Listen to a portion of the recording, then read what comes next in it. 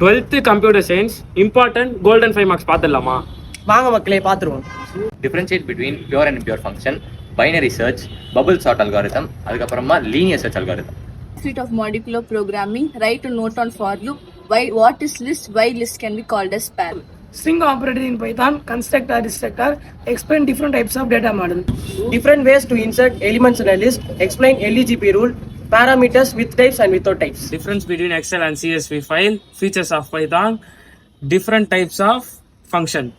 12th computer சயின்ஸ்ல எங்க பசங்க சொன்ன அந்த 15 5 மார்க்ஸ் நீங்க படிச்சீங்கன்னா உங்களால கண்டிப்பா 3 5 மார்க் அட்டன் பண்ண 5 இம்பார்ட்டன்ட் 5 மார்க்ஸும் அட்டன் பண்ணி ஆகணுமா?